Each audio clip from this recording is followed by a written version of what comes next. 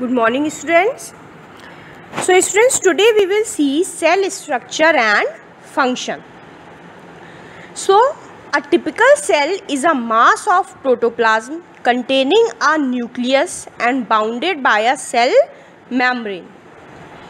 Thus, a cell has three main components: cell membrane, cytoplasm and nucleus. Already I told you कि cell जो होता है उसके three main components होते हैं: cell membrane, cytoplasm and nucleus. So first we will see cell membrane और plasma membrane. Cell membrane is also known as plasma membrane. The cell membrane encloses a jelly like substance called protoplasm. तो cell membrane में एक jelly like substance होता है that is known as protoplasm. And protoplasm contains both cytoplasm and nucleus. अब उसमें जो पूरा jelly like substance भरा हुआ है, ठीक है. अब मोस्टली जो सेल्स हैं वो प्लांट सेल हैं और एनिमल सेल, ठीक है. अब उसमें प्रोटोप्लाज्म में साइटोप्लाज्म भी है, न्यूक्लियस भी है.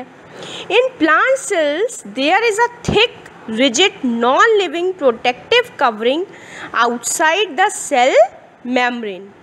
It is called the cell wall. अब प्लांट सेल में एक प्रोटेक्टिव कवरिंग है that is known as cell wall. And in an animal cell plasma membrane is the outermost layer and it is devoid of cell wall.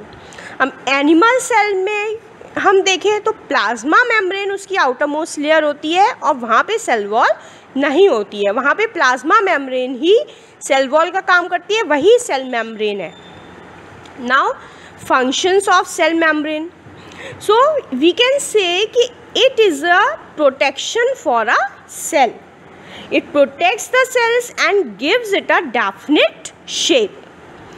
Being porous, it controls the entry of various substances into and out of the cell.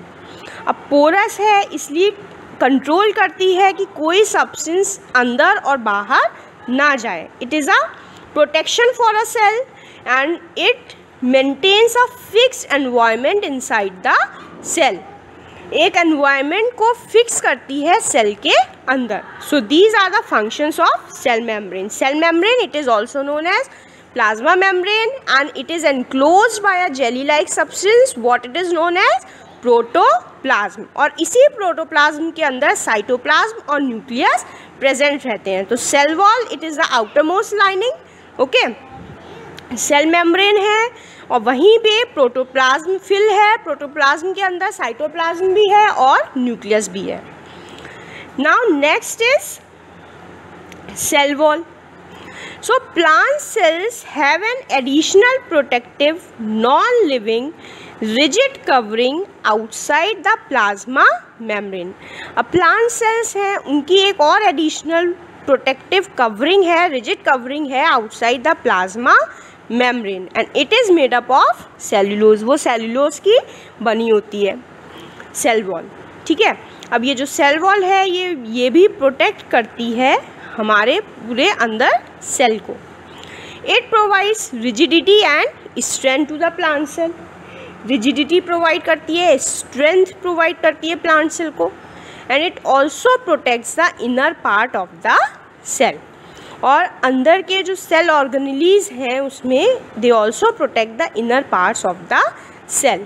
अब see I will tell you explain you one by one plant cell and animal cell also, ठीक है. तो उसमें आप लोगों को सारा अच्छे से समझ में आ जाएगा कि वैक्यूल कौन सा होता है, न्यूक्लियस कहाँ होता है और बहुत सारे सेल ऑर्गेनेलीज प्रेजेंट होते हैं इनमें, like Golgi bodies, endoplasmic reticulum, ribosomes, mitochondria. Mitochondria it is also known as a powerhouse of the cell.